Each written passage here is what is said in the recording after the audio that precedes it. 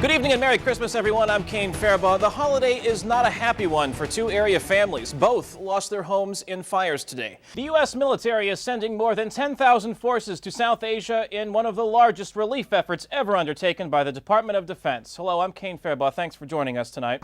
Well, it was a bit cooler for the cleanup efforts throughout the area today. Let's check in with Jody Chevalier on the Storm Tracker 13 Weatherplex with more on the weekend weather. Jody, I want to hit the links tomorrow. What's it going to be like? One local family is thankful just to be spending the holidays together. That's because two brothers, both of them Marines, could deploy to the Middle East in the coming year. Jennifer Lukey spent some time this Christmas with the Woodruff brothers, happy to be home for the holidays.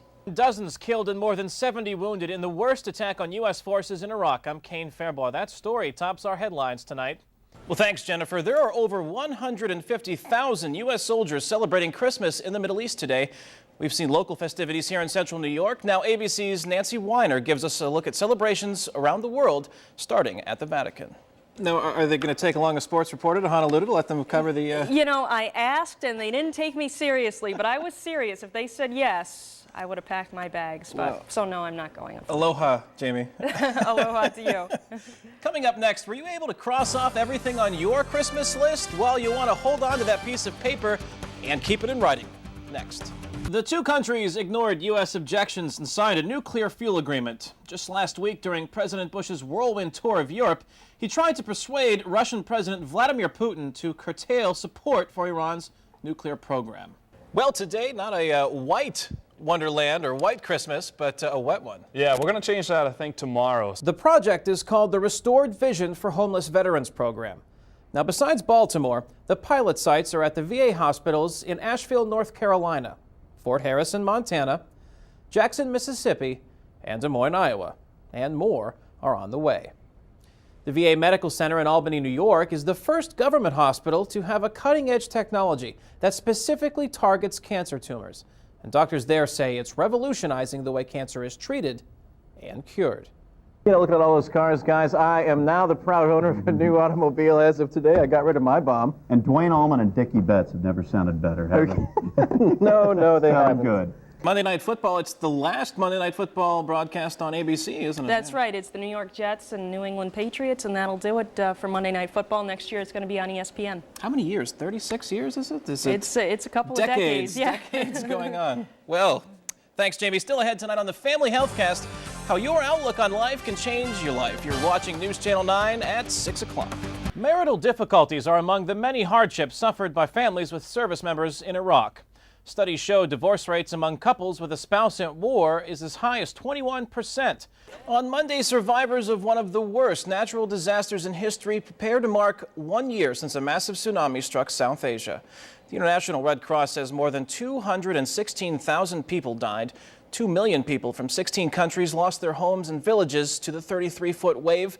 Governments and citizens around the world donated $14 billion over the last year to help in the recovery efforts after seeing images like this on TV. Banda Aceh province in Indonesia was the hardest hit, where 47,000 people died. Thanks for staying with us. It's time now to take a look at some of the other headlines making news today in our world. Saudi police hunted for suspects Thursday after insurgents bombed two security headquarters in Riyadh, setting off violence that left 10 attackers and 1 bystander dead. Well, this holiday season, the #1 rated morning show in the United States decided to turn their cameras on us here at the American Forces Network. This next piece is courtesy of NBC's Today Show and explores how our very mission brings an important touch of home to the troops from the day rooms across Europe to the deserts across the Middle East. Here's Matt Lauer. Well, talk to anyone who's getting older, and they'll probably tell you that with each year the time passes comes another wrinkle. Well, you can say the same for Milton. The city was born 125 years ago today. It's a place that's seen a lot of change since 1876. Michelle Kimbler introduces us to one woman counting her blessings as she counts the years. So expect it, though, if you're going to go out shopping, I guess, tomorrow. Yeah, a little bit of snowflakes in the air. No big deal, though. Well, that's our report for tonight. Thank you all for watching us. Have a good night. I got to keep this tie by doing that. I'll tell you what. I get all my clothes for free. It's like the military. I wish I... all the way down to the underwear. Yeah, I didn't say that. Didn't say that. And until we get our own fashion show together...